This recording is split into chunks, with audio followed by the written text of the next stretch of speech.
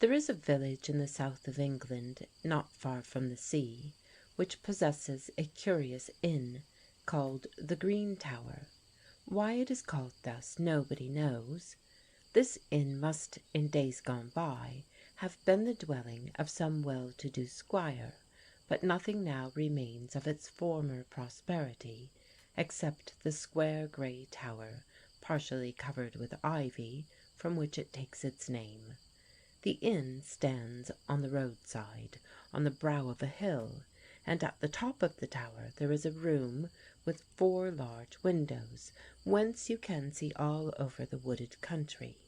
The ex-prime minister of a foreign state, who had been driven from office and home by a revolution, happening to pass the night in the inn, and being of an eccentric disposition, was so much struck with this room that he secured it, together with 2 bedrooms, permanently for himself. He determined to spend the rest of his life here, and as he was within certain limits not unsociable, he invited his friends to come and stay with him on any Saturday they pleased, without giving him notice. Thus it happened that of a Saturday and Sunday there was nearly always a mixed gathering of men at the Green Tower, and after they had dined they would sit in the Tower room and drink old southern wines from the ex-prime minister's country, and talk, or tell each other stories. But the ex-prime minister made it a stringent rule that at least one guest should tell one story during his stay, for while he had been prime minister, a court official had been in his service whose only duty it was to tell him a story every evening, and this was the only thing he regretted of all his former privileges. On this particular Sunday, besides myself, the clerk, the flute player, the wine merchant, the friends of the ex-prime minister were exceedingly various, and the scholar were present. They were smoking in the Tower room. It was summer, and the windows were wide open. Every inch of wall which was not occupied by the windows was crowded with books. The clerk was turning over the leaves of the ex-prime minister's stamp collection, which was magnificent. The flute player was reading the score of Handel's flute sonatas, which was rare. The scholar was reading a translation in Latin hexameters of The Ring and the Book, which the ex-prime minister has written in his spare moments, and the wine merchant was drinking generously of a curious red wine, which was very old. "I think," said the ex-prime minister, "that the flute player has never yet told us a story." The guest knew that this hint was imperative, and so putting away the score, the flute player said, "My story is called The Fiddler," and he began. "This happened a long time ago in one of the German-speaking countries of the Holy Roman Empire. There was a count who lived in a large castle. He was rich, powerful, and the owner of large lands. He had a wife and 1 daughter who was dazzlingly beautiful, and she was betrothed to the eldest son of a neighbouring lord. When I say betrothed, I mean that her parents had arranged the marriage. She herself, her name was Elisinde, had had no voice in the matter, and she disliked, or rather loathed, her future husband, who was boorish, sullen, and ill-tempered. He cared for nothing except hunting and deep drinking, and had nothing to recommend him but his ducats and his land. But it was quite useless for Elisinde to cry or protest. Her parents had settled the marriage, and it was to be. She understood this herself very well. All the necessary preparations for the wedding, which was to be held on a splendid scale, were made. There was to be a whole week of feasting, and tumblers and musicians came from distant parts of the country to take part in the festivities and merrymaking. In the village, which was close to the castle, a fair was held, and the musicians, tumblers, and mountebanks who had thronged to it performed in front of the castle walls for the amusement of the Count's guests. Among these strolling vagabonds was a fiddler who far excelled all the others in skill. He drew the most ravishing tones from his instrument, which seemed to speak in trills as liquid as those of the nightingale, and in accents as plaintive as those of a human voice. And one of the inmates of the castle was so much struck by the performance of this fiddler that he told the Count of it, and the fiddler was commanded to come and play at the castle after the banquet which was to be held on the eve of the wedding. The banquet took place in great pomp and solemnity, and lasted for many hours. When it was over, the fiddler was summoned to the large hall and bidden to play before the lords and ladies. The fiddler was a strange-looking tall fellow, with unkempt fair hair, and eyes that glittered like gold, but as he was dressed in tattered, uncouth rags, and they were his best, too, he cut an extraordinary and almost ridiculous figure among that splendid, jewelled gathering. The guests tittered when they saw him, but as soon as he began to play, their tittering ceased, for never had they heard such music. He played, in view of the festive occasion, a joyous melody, and as he played the air seemed full of sunlight, and the smell of wine vats, and the hum of bees round ripe fruit. The guests could not keep still in their places, and at last the Count gave orders for a general dance. The hall was cleared, and soon all the guests were breathlessly dancing to the divine lilt of the fiddler's melody, all except Elisinde, who, when her betrothed came forward to lead her to the dance, pleaded fatigue, and remained seated in her chair, pale and distraught, and staring at the fiddler. This did not, to tell the truth, displease her betrothed, who was a clumsy dancer, and had no ear for music. Breathless at last with exhaustion, the guests begged the untiring fiddler to pause while they rested for a moment to get their breath. And while they were resting, the fiddler played another tune. This time it was a sad tune, a low, soft tune, liquid and lovely as a human voice. A great hush came on the company.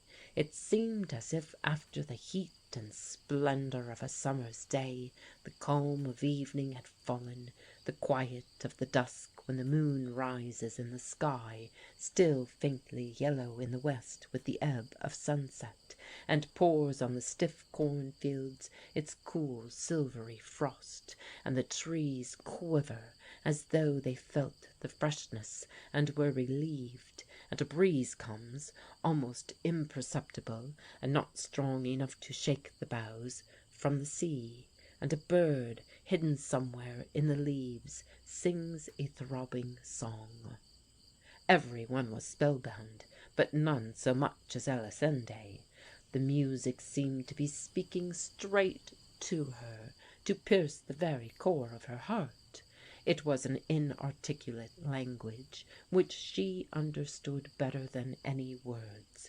She heard a lonely spirit crying out to her that it understood her sorrow and shared her pain, and large tears poured down her cheeks. The fiddler stopped playing, and for a moment or two no one spoke. At last Elisinde's betrothed gave a great yawn, and the spell was broken. "You play very well indeed," said the Count. "But that sad music is, I think, rather out of place to-day," said the Countess. "Yes, let us have another cheerful tune," said the Count. The fiddler struck up once more and played another dance. This time there was an almost elfish magic in his melody. It took you captive. It was irresistible. It called and commanded and compelled. You longed to follow anywhere. over the hills, over the sea, to the end of the world. Elisinde rose from her chair as though the spirit of the music beckoned her, but looking round she saw no partner to her taste. She sat down again and stared at the fiddler. His eyes were fixed on her, and as she looked at him his squalor and rags seemed to fade away, and his blue eyes that glittered like gold seemed to grow larger, and his hair to grow brighter till it shone like fire, and he seemed to be caught in a rosy cloud of light, tall, splendid, young, and glowing like a god. After this dance was over the Count rose, and he and his guests retired to rest. The fiddler was given a purse full of money, and the Count gave orders that he should be served refreshment in the kitchen. Elisinde went up to her bedroom, which overlooked the garden. She threw the window wide open and looked out into the starry darkness. It was a breathless summer night. The air was full of warm scents. Lights still twinkled in the village. Now and again a dog barked. Otherwise everything was still. She leant out of the window and cried bitterly because her lot was loathsome to her, and she had not a friend in the world to whom she could confide her sorrow. While she was thus sobbing she heard a rustling in the bushes beneath. She looked down and she saw a face looking up towards her, a beautiful face glistening in the moonlight. It was the fiddler. "Elisinde," he called to her in a low voice, "if you want to escape, I have the means. Come with me. I love you, and I will save you from your doom." "I would come with you to the end of the world," she said, "but how can I get away from this castle?" He threw a rope ladder up to her. "Make it fast to the bar," he said, "and let yourself down." She let herself down into the garden. "We can easily climb the wall with this," he said, "but before you come I must tell you that if you will be my bride your life will be hard and full of misery. Think before you come." "Rather all the misery in the world," she said, "than the awful doom that awaits me here. Besides which I love you, and we shall be very happy." They scaled the wall, and on the other side of it the fiddler had 2 horses waiting tied to the gate. They galloped through many villages, and by the dawn they had reached a village far beyond the Count's lands. Here they stopped at an inn, and they were married by the priest that day. But they did not stop in this village. They sought a further country, beyond reach of all pursuit. They settled in a village, and the fiddler earned his bread by his fiddling, and Elisinde kept their cottage neat and clean. For a while they were as happy as the day was long. The fiddler found favour everywhere by his fiddling, and Elisinde ingratiated herself by her gentle ways. But one day, when Elisinde was lying in bed, and the fiddler had lulled her to sleep with his music, some neighbours, attracted by the sound, passed the cottage and looked in at the window, and to their astonishment they saw the fiddler sitting by a bed on which lay what seemed to them to be a sleeping princess, and the whole cottage was full of dazzling light, and the fiddler's face shone, and his hair and his eyes glittered like gold. They went away much frightened, and told the whole village the news. Now there were already not a few of the villagers who looked askance on the fiddler, and this incident set all the evil and envious tongues wagging. When the fiddler went to play the next day at the inn, men turned away from him, and a child in the street threw a stone at him. Presently he was warned that he had better swiftly fly, or else he would be drowned as a sorcerer. So he and Elisinde fled in the night to a neighbouring village, but soon the dark rumours followed them, and they were forced to flee once more. This happened again and again, till at last in the whole country there was not a village which would receive them, and one night they were obliged to take refuge in a barn, for Elisinde was expecting the birth of her child. That night their child was born, a beautiful little boy, and an hour afterwards Elisinde smiled and died. All that night the villagers heard from afar a piteous wailing music, infinitely sad and beautiful, and those that heard it shuddered and crossed themselves. The next day the villagers sought the barn, for they had resolved to drown the sorcerer, but he was not there. All they found was the dead body of Elisinde and a little baby lying on some straw. The body of Elisinde was covered with roses, and this was strange, for it was midwinter. The fiddler had disappeared and was never heard of again, and an old woodcutter, who was too old to know any better, took charge of the baby. I will tell you what happened to it another day. "We wish to hear the end of your story," said the ex-prime minister to the flute player. "Yes," said the scholar, "and I want to know who the fiddler was." This conversation took place at the Green Tower 2 weeks after the gathering I have already described. The same people were present, but there was another guest, namely the musician, who, unlike the flute player, was not an amateur. "The child of Elisinde and the fiddler," began the flute player, "was, as I have already told you, a boy. The woodcutter who took pity on him was old and childless. He brought the baby to his hut and gave it over to the care of his wife. At first she pretended to be angry, and said that nothing would persuade her to have anything to do with the child, and that it was all they could do to feed themselves, without picking up waifs in the gutter. But she ended by looking after the baby with the utmost tenderness and care, and by loving it as much as if it had been her own child. The baby was christened Franz. As soon as he was able to walk and talk, there were 2 things about him which were remarkable. The first was his hair, which glittered like sunlight. The second was his fondness for all musical sounds. When he was 4 years old, he had made himself a flute out of a reed, and on this he played all day, imitating the song of the birds. He was in his 6th year when an event happened which changed his life. He was sitting in front of the woodcutter's cottage one day when a bright cavalcade passed him. It was a nobleman from a neighbouring castle, who was travelling to the city with his retainers. Among these was a kapellmeister, who organized the music of this nobleman's household. The moment he caught sight of Franz and heard his piping, he stopped and asked who he was.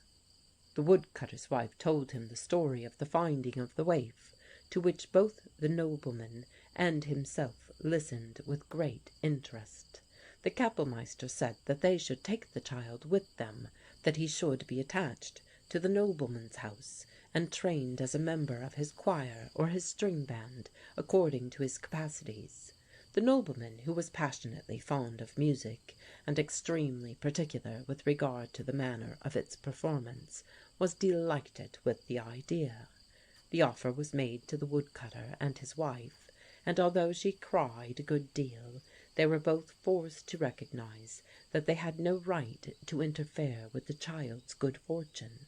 Moreover, the gift of a purse full of gold, which the nobleman gave them, did not make the matter more distasteful.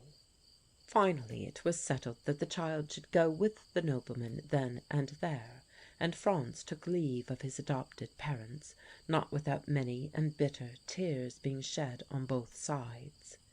Franz travelled with the nobleman to a large city, and he became a member, the youngest, of the nobleman's household.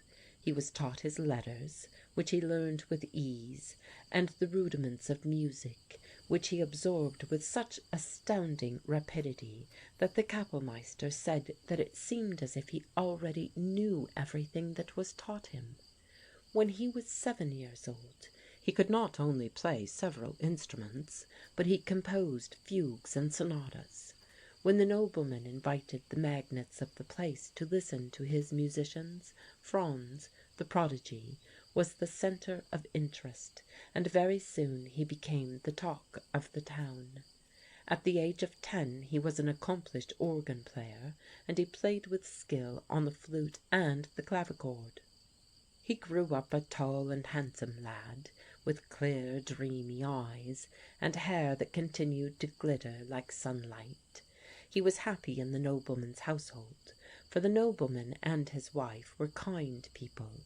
Like the woodcutter, they were childless, and came to look upon him as their own child. He was a quiet youth, and so deeply engrossed in his music and his studies that he seemed to be quite unaware of the outside world and its inhabitants and its doings.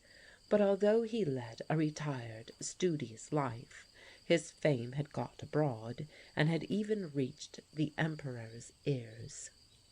When Franz was 17 years old, it happened that the court was in need of an organist. The Emperor's curiosity had been aroused by what he had heard of Franz, and one day the youth was summoned to court to play before his Majesty. This he did with such success that he was appointed organist of the court on the spot. He was sad at leaving the nobleman, but there was nothing to be done. The Emperor's wish was law. He became court organist, and he played the organ in the imperial chapel during Mass on Sundays. As before, he spent all his leisure time in composing music. Now the Emperor had a daughter called Kunigmunde, who was beautiful and wildly romantic. She was immediately spellbound by Franz's music, and he became the lodestar of her dreams.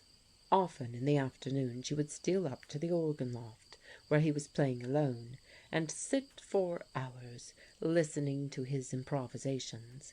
They did not speak to each other much, but ever since Franz had set eyes on her, something new had entered into his soul and spoke in his music, something tremulous and strange and wonderful.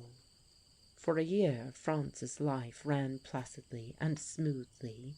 He was made much of, praised and petted, but now, as before, he seemed quite unaware of the outside world and its doings, and he moved in a world of his own. Only he was no longer alone in his secret habitation. It was inhabited by another shape, the beautiful dark-haired Princess Kunigmunde, and in her honour he composed songs, minuets, sonatas, hymns, and triumphal marches. As was only natural, there were not wanting at court persons who were envious of Franz, his talent, and his good fortune, and among them there was a musician, a tenor in the imperial choir, called Albrecht, who hated Franz with his whole heart. He was a dark-eyed, dark-haired creature, slightly deformed, he limped, and he had a sinister look as though of a satyr. Nevertheless, he was highly gifted and composed music of his own, which, although it was not radiant like that of Franz, was full of brilliance and not without a certain compelling power. Albrecht revolved in his mind how he might ruin Franz. He tried to excite the envy of the courtiers against him, but Franz was such a modest fellow, so kindly and good-natured, that it was not easy to make people dislike him. Nevertheless, there were many who were tired of hearing him praised, and many who were secretly tired of the perpetual beauty and radiance of Franz's music, and wished for something new, even though it should be ugly. An opportunity soon presented itself for Albrecht to carry out his evil and envious designs. The court kapellmeister died, and not long after this event a great feast was to be held at court to celebrate Princess Kunigmunde's birthday. The Emperor had offered a prize, a wreath of gilt laurels, as well as the post of court kapellmeister, to him who should compose the most beautiful piece of music in his daughter's honour. Franz seemed so certain of success that nobody even dared to compete with him, except Albrecht. When the hour of the contest came, it took place in the great throne room, before the emperor, the empress, their sons, their daughters, and the whole court after the banquet. Franz was the first to display his work. He sat down at the clavichord and sang what he had composed in honour of the princess. He had made 3 little songs for her. Franz had not much voice, but it had a peculiar wail in it, and he sang, like the born and trained musician that he was, with that absolute mastery over his means, that certain perfection of utterance, that power of conveying to the shade of a shade the inmost spirit and meaning of the music, which only belong to those great and rare artists whose perfect art is alive with the inspiration that cannot be learnt.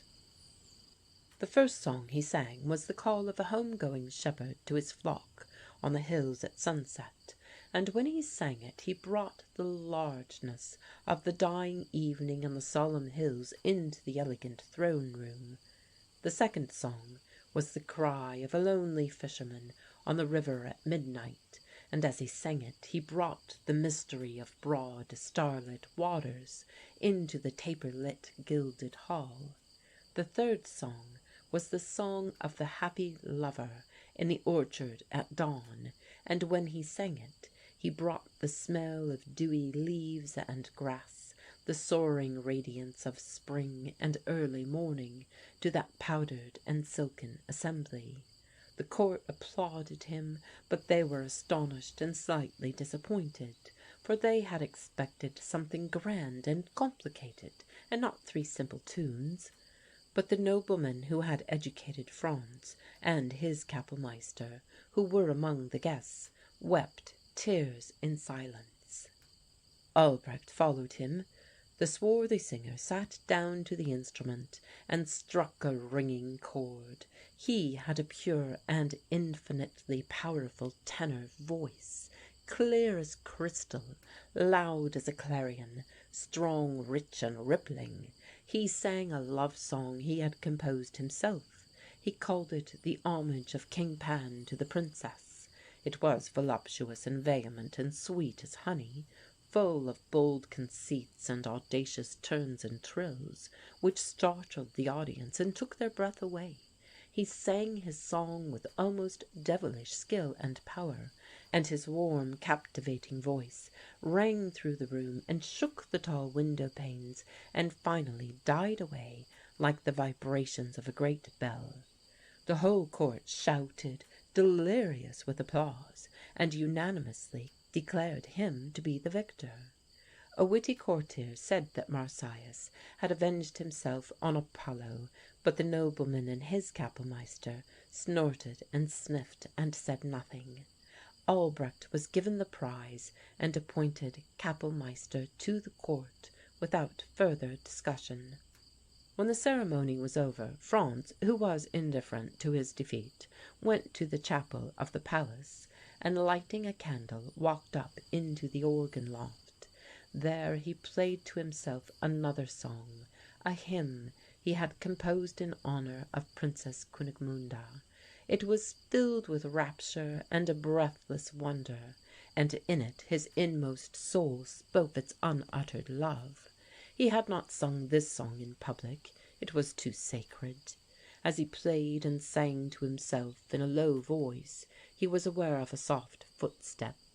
He started and looked round, and there was the princess, bright in silk and jewels, with a pink rose in her powdered hair. She took this rose and laid it lightly on the black keys. "That is the prize," she said. "You won it, and I want to thank you. I never knew music could be so beautiful." Franz looked at her and said thank you. He had risen from his seat and was about to go, but the light of his candle caught Princess Kunigmunde's brown eyes, which were wet with tears, and something rose like fire in his breast and made him forget his bashfulness, his respect, and his sense of decorum. "Come with me," he said in a broken voice. "Let us fly from this court to the hills and be happy." But the princess shook her head sadly and said, Alas, it is impossible. I am betrothed to the King of the Two Sicilies." Then Franz mastered himself once more and said, "Of course, it is impossible. I was mad."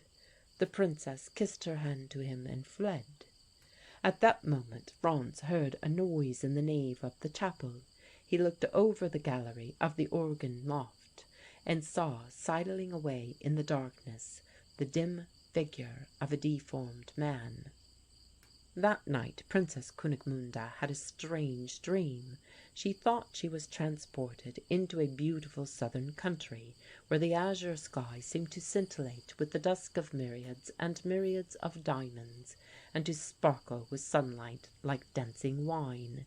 The low blue hills were bare and sparsely clothed with delicate trees, and the fields sprinkled with innumerable red, yellow, white, and purple flowers were bright as fabulous Persian carpets. On a grassy knoll before her, the rosy columns of a temple shone in the gleaming dust of the atmosphere. Beside her there was a running stream, on the bank of which grew a bay tree. There was a chirping of grasshoppers in the air, a noise of bees, and a delicious warm smell of burnt grass and thyme and mint. Near the stream a man was standing. He was an ordinary man, and yet he seemed to tower above the landscape without being unusually tall.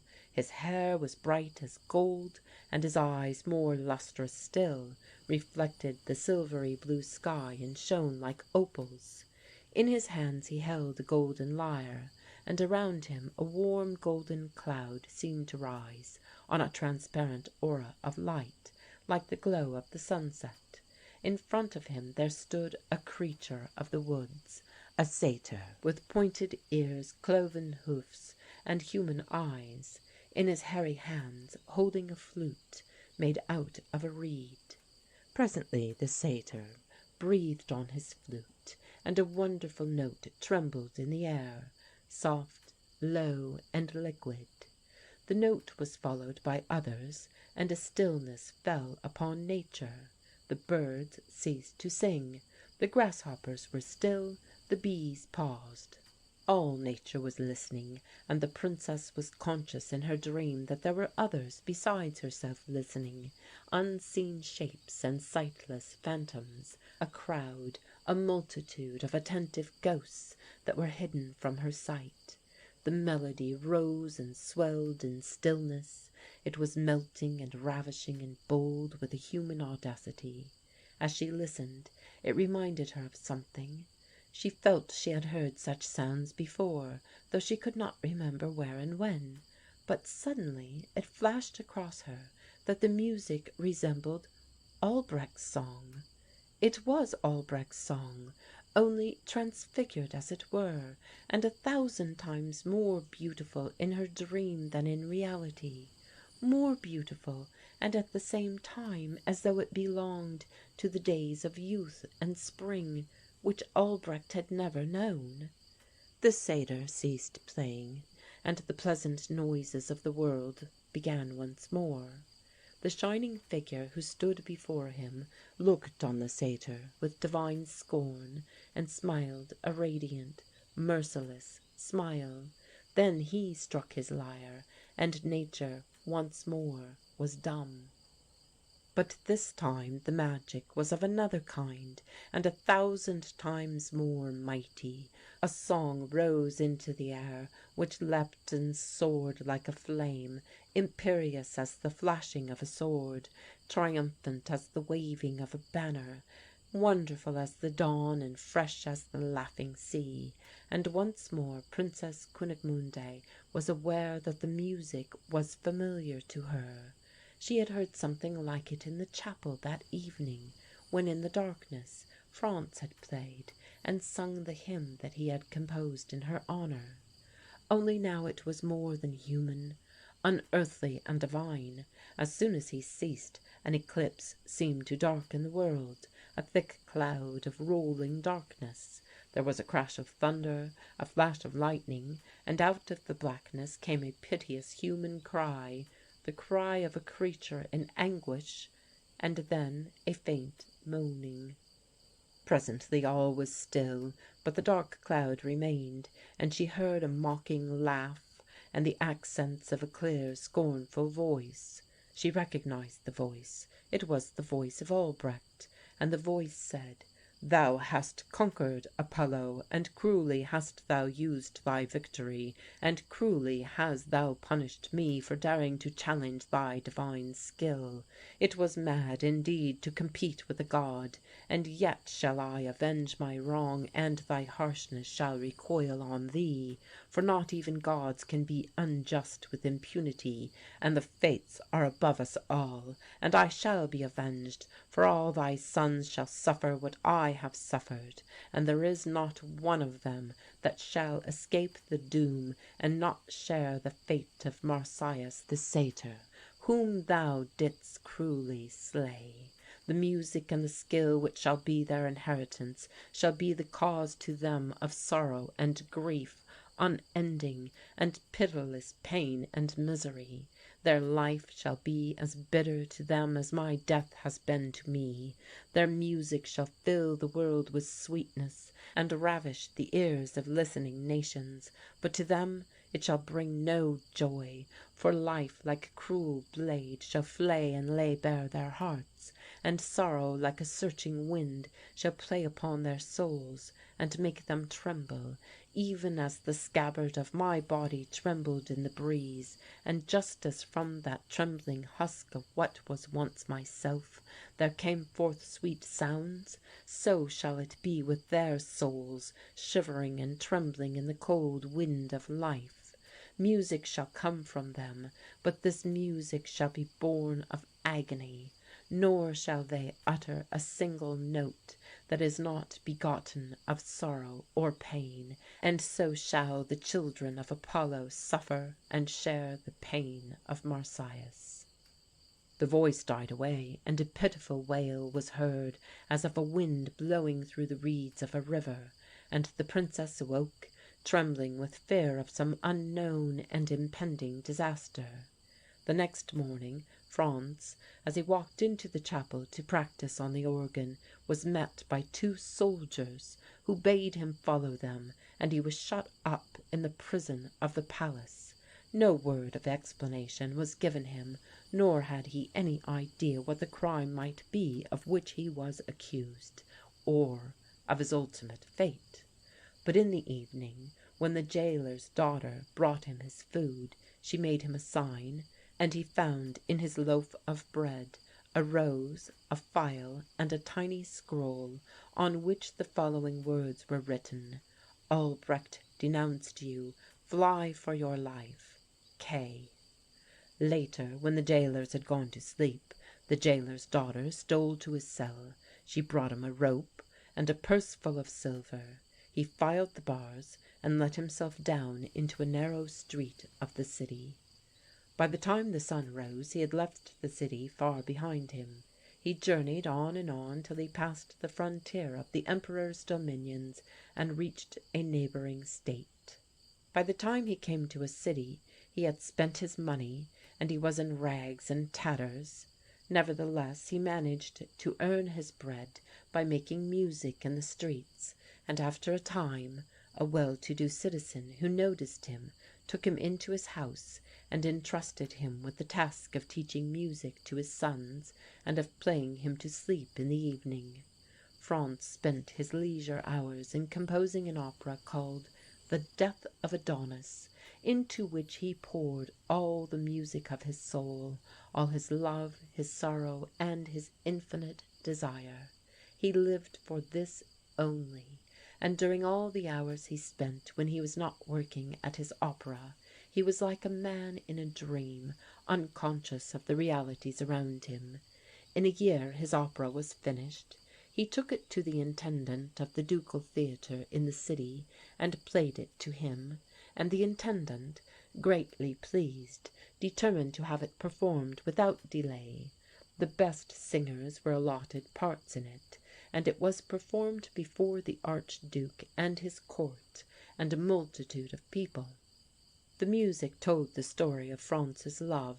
It was bright with all his dreams and sorrowful with his great despair. Never had such music been heard, so sweet, so sunlit in its joys, so radiant in its sadness.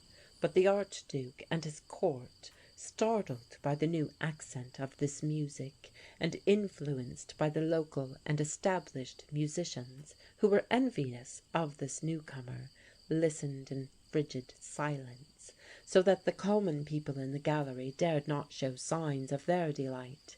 In fact, the opera was a complete failure. Public opinion followed the court and found no words, bad or strong enough to condemn what they called the new-fangled rubbish.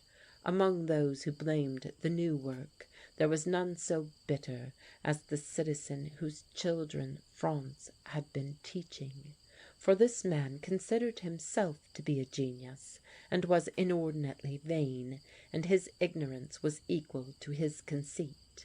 He dismissed Franz from his service.